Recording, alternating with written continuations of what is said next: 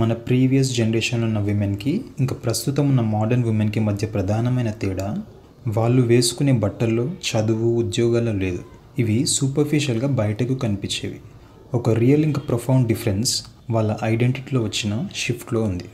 మన పాత తరంలో విమెన్కి లిమిటెడ్ ఐడెంటిటీ ఉండేది. ఒక women so and so person wife, 2-3 పిల్లలకి మదర్, ఇంటి పనులు, వంట పనులు బాగా చేస్తుంది, అనుకువగా ఉంటుంది, సొసైటీ ఇంకా ఫ్యామిలీ యొక్క ఎక్స్పెక్టేషన్స్ని బాగా ఫాలో అవుతుంది, లాంటివి ఉండేవి.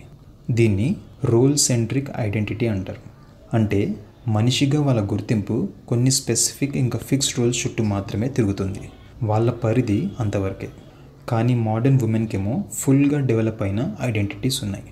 వాళ్ళకి చదువు, తెలివితేటలు, స్కిల్స్, ఉద్యోగాలు, ప్రత్యేకమైన గుర్తింపు ఉన్నాయి. వాళ్ళకంటూ సొంత ఆలోచనలు, అభిప్రాయాలు ఉన్నాయి. సొంత నిర్ణయాలు తీసుకుంటున్నారు. ఫైనాన్షియల్ ఇండిపెండెన్స్ని సంపాదిస్తున్నారు. ఫ్యూచర్లో ఏం చేయాలి అని అంబిషన్స్ ఇంకా పర్సనల్ గ్రోత్ని పర్సీవ్ చేసే ఆలోచనలు కలిగి ఉంటున్నారు. వాళ్ళకి సెల్ఫ్ కాన్ఫిడెన్స్ ఇంకా బలమైన వ్యక్తిత్వం ఉంటుంది. దీన్ని ఇండివిజువల్ సెంట్రిక్ ఐడెంటిటీ అంటారు. గతంలో మేల్ ఫీమేల్ డైనామిక్స్ ఎలా ఉండేవంటే, ఒకరు డామినెంట్గా ఉంటే ఇంకొకరు సబ్మిసివ్గా ఉండేవాళ్ళు. ఒకరు ప్రొవైడ్ చేస్తే ఇంకొకరు డిపెండ్ అయ్యేవాళ్ళు. ఇక్కడ పవర్ వన్ సైడెడ్గా ఉంటుంది. కానీ ఇప్పుడు ఇద్దరి ఈగోస్ ఇంకా ఐడెంటిటీస్ మోర్ ఆర్ లెస్ ఈక్వల్గా ఉన్నాయి. వాళ్ళిద్దరికీ కుదరాలంటే ఆ రిలేషన్లో ఈక్వాలిటీ అంటే సమానత్వం, మ్యూచువల్ రెస్పెక్ట్ ఇంకా కోఆపరేషన్ ఉండాలి. ఇక్కడ పవర్ని ఇద్దరు సమానంగా షేర్ చేసుకోవాల్సి ఉంటుంది.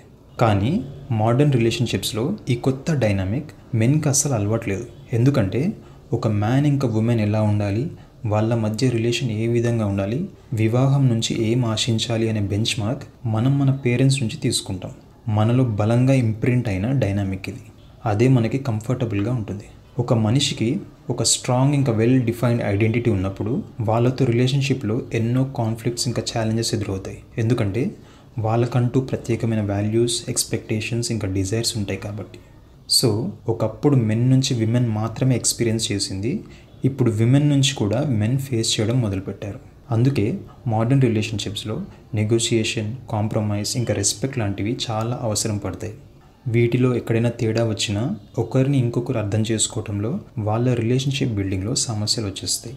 ఒక దిక్కేమో అలవాటు లేని కష్టమైన రిలేషన్షిప్ డైనమిక్, ఇంకో దిక్కు రిలేషన్షిప్కి కావాల్సిన ఇంటర్పర్సనల్ స్కిల్స్ లేకపోవడం వల్ల మెన్లో కానీ ఇద్దరిలో కానీ కాన్ఫ్లిక్ట్స్ ఎక్కువగా కనిపిస్తూ ఉంటాయి.